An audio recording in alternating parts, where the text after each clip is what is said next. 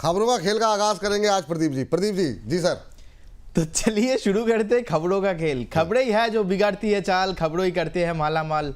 मैं हूं प्रदीप हल्दर, राय दूंगा आज मैं, और क्वेश्चन तो करेंगे विपुल जी। तो चलिए शुरू करते हैं खबरों का खेल। जी हाँ, खबरें ही है जो बिगाड़ती हैं शेयरों की चाल, करती हैं आपको माला माल।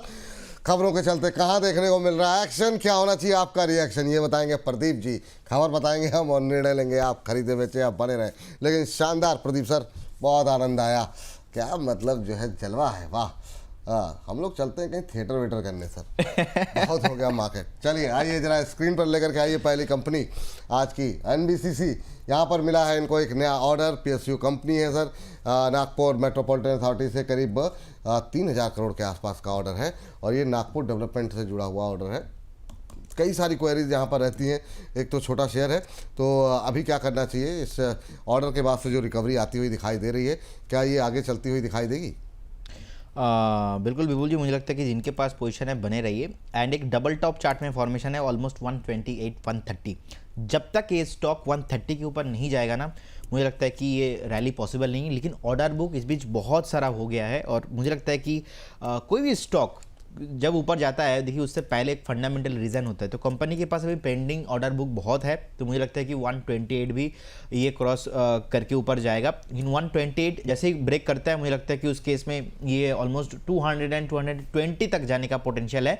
जिन्होंने अभी तक बाय नहीं किया, नो वरी, आप एक बार वेट कीजिए। 128 130 एक जोन है, उसके ऊपर आपको बाय करके जाना है जी। जब बात एनबीसीसी को लेकर के निकल के आई है, अगली कंपनी जरा स्क्रीन पर लेकर के आइए और यहाँ पर देखते हैं कि क्या महत्वपूर्ण खबर है। और ये जो है सबसे बड़ी खबर वो ये है कि जेपी एसोसिएट के एक्विजिशन के लिए इनको एलओआई मिला है। कमिटी ऑफ क्रेडिट की मंजूरी के बाद अब यहाँ पर एलओआई हासिल हुआ है अदानी इंटरप्राइजेस को।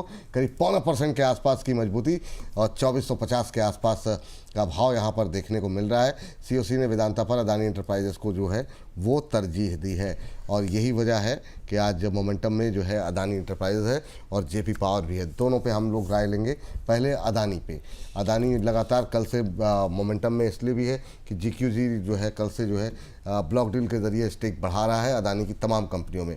आपकी पहली टिप्पणी sir Adani enterprises.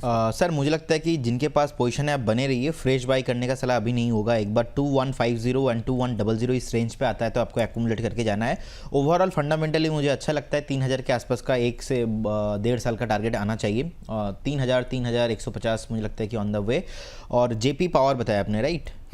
JP power पे लेवल्स क्या कह रहे हैं, मतलब क्योंकि ये जो जिस तरीके से रिकवरी आ रही है जेपी पावर के अंदर, वो काफ़ी लोगों की क्वेरीज भी हमारे पास। सर एक बार ना 25 ब्रेक करने दीजिए। 25 अगर ब्रेक होता है, 25 का ब्रेक करने के लिए इसको मतलब ठीक, मतलब फिर वो जो परसेंटेज के हिसाब से देखा है तो बड़ी रैली देखने को मिलेगी। तो सर क्या है ना, एक लास्ट टाइम भी हमने देखा था 24 के आसपास का टॉप बनाया था ऑलमोस्ट फरवरी 24 में। उसके बाद सर हमने देखा सितंबर 24 में एक ऑलमोस्ट 24 का टॉप बनाया था। उसके बाद ये जो वेदांता का न्यूज़ आया था कि वेदांता टेक ओवर करने वाले, उस टाइम पे 27.71 के आसपास का एक हाई लगा के नीचे आ गया था। अभी अदानी वाला न्यूज़ में स्टॉक फिर से बूम हुआ है। लास्ट कल भी भागा था, आज भी भाग रहा है। आज देखिए ऑलमोस्ट 22.79 का डे हाई है, अभी देखेंगे 21.72 चल रहा है। तो मोटा मोटा देखा जाए लास्ट 4 बार ऐसा धोखा दे चुका है। तो इसीलिए फिर से हम ये चाहते नहीं कि वो कोई भी धोखा आपको दे जाएगा ऐसा स्टॉक में निवेश करना। और अभी भी देखिए मैनेजमेंट की तरफ से कोई भी कंफर्मेशन जो है वो नहीं हुआ है। एक न्यूज़ आया है, कल भी चला है, आज चल रहा है, ठीक है। जिनके पास ऑलरेडी है आप बने रहिए। फ्रेश एंट्री मुझे एक बार 25 के ऊपर है। ठीक सर, ये बात है यहाँ पर। चलिए अगली कंपनी लेकर के आते हैं और अब जो है बात कर लेते हैं थोड़ी सी स्पाइस जेट को लेकर के। स्पाइस जेट ने पे खबर यहाँ पर यह आई है कि कंपनी ने बिजनेस रिस्ट्रक्चर प्रोसेस का एक महत्वपूर्ण काम जो है वो कंप्लीट किया है। कंपनी की बैलेंस शीट से 442.25 करोड़ की जो है देनदारी जो है वो समाप्त हो गई है। कार्ले एविएशन पार्टनर्स ने को इक्विटी शेयर जारी किए गए हैं। 10,41,00,000 इक्विटी शेयर 42 रुपये 32 पैसे के भाव पर जारी किए गए हैं। तो सर अब यहाँ पर सवाल ये है क्या करें स्पाइस जेट में। हालांकि आज तो प्रेशर में है, 1% के आसपास की गिरावट।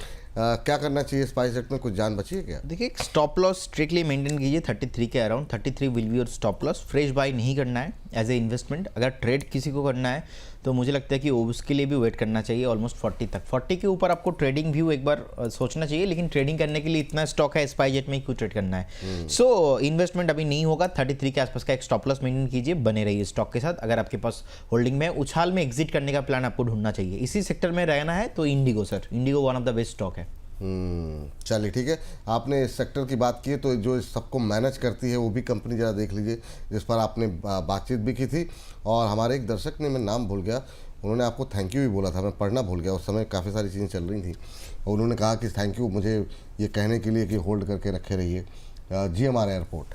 तो GMR एयरपोर्ट पे सर थोड़ा सा ठीक है, सुस्ता रहा है, लेकिन ये जो रैली है कैसे देख रहे हैं अभी? क्या वेट करके जाएँ? सर GMR एयरपोर्ट पर मुझे लगता है कि अभी तो होल्ड करना चाहिए। एंड रिसेंटली हमने कॉल भी दिया था, उसका स्टॉप लॉस था ऑलमोस्ट 92.7 वो याद आ गया 92.7 FM ऐड आता है ना, 92.7 के आसपास का एक स्टॉप लॉस मेंटेन कीजिए और बने रहिए। 120 का मैंने टारगेट दिया था, वो कंटिन्यू होना चाहिए। अरे सर बहुत टाइम एक्चुअली ये ब्रेकआउट आया, बहुत टाइम बाद, मतलब 100 ब्रेक ही नहीं हो पा रहा था। 100 और 102 पे बार बार एक बार जो है रेसिस्टेंस लेके स्टॉक नीचे आ गया था। इनफैक्ट टॉप बनाया था, आप देखेंगे अगस्त 24 में, तो अगस्त 24 से आज तक, मतलब 2 दिन पहले का डेट के हिसाब से अगर कैलकुलेट करके देखेंगे, इस रेंज में पूरा कंसोलिडेशन रेंज पे था। तो ये जो ब्रेकआउट आया है कंटिन्यू करेंगे, आप बने रहिए 92.7 के आसपास का एक स्टॉप लॉस लगा के। हाँ, पुराने गाने सुनने के लिए 92.7। वाह। चलिए, इस बीच जो है अगली कंपनी लेकर के आते हैं और ये है CG पावर आ गया। पहले CG पावर में क्या है, आयकर विभाग से इनको एक नोटिस मिला है टैक्स डिमांड का, और जो है इसमें जो है 2018-19 के लिए असेसमेंट ईयर 2018-19 के लिए 365 करोड़ का टैक्स डिमांड का नोटिस मिला है। असेसमेंट ऑर्डर के खिलाफ कंपनी जो है अपनी अपील जो है जारी करेगी। फ्लैट ट्रेड कर रही है सर, क्या टिप्पणी रहेगी आपकी? ये जिनके पास पोजीशन है, मैं बोलूँगा एक बार आप वेट करके जाइए, कुछ भी प्रॉब्लम नहीं है इसमें। और सर 1,13,000 करोड़ के आसपास का मार्केट कैप है। अगर 200-300 करोड़ का टैक्स का कुछ मैटर आता भी है, that is not a very big deal. Compliance है, आ जाता है, बिजनेस करना इजी नहीं होता है इंडिया में, और कहीं ना कहीं मुझे लगता है कि जिनके पास पोजीशन है बने रहिए। इसका इफेक्ट ज़्यादा कुछ नहीं होने वाला, अगर होता तो स्टॉक में इफेक्ट दिखता। तो मार्केट ने वो एडजस्ट कर दिया है, तो हमें भी वो एडजस्ट करने के चलना चाहिए। अभी 723 के आसपास का प्राइस है। किसी को फ्रेश अगर इन्वेस्ट करना है तो 680 से लेकर 675 के आसपास का एक रेंज रहेगा, बाकी आप बने रहिए जी। क्या बात CG पावर को लेकर के आई है, और CG पावर के बाद जो है अगली टिप्पणी जो है लेकर के आई है गोदावरी पावर एकदम पूरा पावरफुल बना दिया है खबरों का खेल एकदम। यहाँ पर 10 GWH battery energy storage system plant स्थापित करने की कंपनी की योजना है, और अभी 253 के आसपास काफ़ी क्वेरीज भी आज यहाँ पर देखने को मिली है गोदावरी पावर को लेकर के। करीब 12.49 करोड़ प्रेफरेंस शेयर के ज़रिए कंपनी ने जो है ये निवेश जो है वो किया है गोदावरी न्यू एनर्जी के अंदर। 125 करोड़ का इन्वेस्टमेंट कंपनी ने किया है सर। हालांकि इसके बावजूद शेयर में कोई खास फर्क नहीं सर। अभी कब तक प्रेशर देखने को मिलेगा सर यहाँ पर? सर बने रहने का सलाह होगा। मुझे लगता है कि 225 के आसपास का एक स्टॉप लॉस आप मेंटेन कीजिए और बने रहिए। स्टॉक आपको 330 के आसपास प्राइस आते हुए दिखाई देंगे। व्यू होना चाहिए 6 to 8 मंथ, 6 से 8 महीने का एक व्यू रखिए। और रिसेंटली 275 तक भी गया था, फिर से थोड़ा स्टॉक नीचे आया और ओवरऑल न्यूज़ भी जो है वो पॉजिटिव है। It will take some time, stock फिर से ऊपर आ जाएगा। 225 के आसपास का स्टॉप लॉस एंड बने रहिए स्टॉक के साथ जी। चलिए ठीक है। एक सर जरा वारी एनर्जी में भी देख लीजिए, बहुत दिनों बाद रिकवरी आई है, थोड़ी 2% के आसपास की तेजी। आज पावर सेक्टर थोड़ा चलता हुआ दिखाई दे रहा है। 3242 का भाव। कुछ जान है क्या इसमें अभी? ऑब्वियसली सर कुछ भी प्रॉब्लम नहीं है। कल तो इसमें न्यूज़ भी आया था, कुछ इनकम टैक्स का कुछ इनके वहाँ पे कुछ जो है चल रहा है। उसके बाद फॉरेन में भी इनका कुछ जो इन्वेस्टिगेशन चल रहा था। मैंने दोनों चीज़ों पे आपको यही स्टेटमेंट दिया था, बिजनेस करना इतना इजी नहीं होता। जब आप कोई भी बिजनेस करते हो, हर एक बिजनेस में कंप्लाइंस होता है। कंप्लाइंस प्रॉब्लम होने के कारण ऐसा नहीं कि बिजनेस खराब हो जाएगा। कंप्लाइंस प्रॉब्लम हो जाता है कभी कभी, लेकिन उसके मतलब ये नहीं होता कि ऑपरेशंस बिगड़ जाएंगे, ऑपरेशन खराब हो जाएंगे। तो कंपनी का जो मेन सोर्सेस ऑफ रेवेन्यू होता है वो तो कंटिन्यू है, तो सम टाइम एक कंप्लाइंसेस होता है। लेकिन न्यूज़ सर ऐसा आता है कि लोगों को लगता है अरे इस बार अभी खराब हो जाएगा, ऐसा नहीं है। Very energy one of the most prominent stock है। हमने देखा 2700 2800 से कितना अच्छा एक बेस बनाया है। तो जिनके पास पोजीशन है अब बने रहिए। चार्ट में भी अभी 3240 के आसपास का भी प्राइस चल रहा है। मुझे लगता है कि 3800 3850 के आसपास का इसका टारगेट होना चाहिए। बिल्कुल बने रहने का सलाह होगा। बिल्कुल बने रहने की सलाह है यहाँ पर।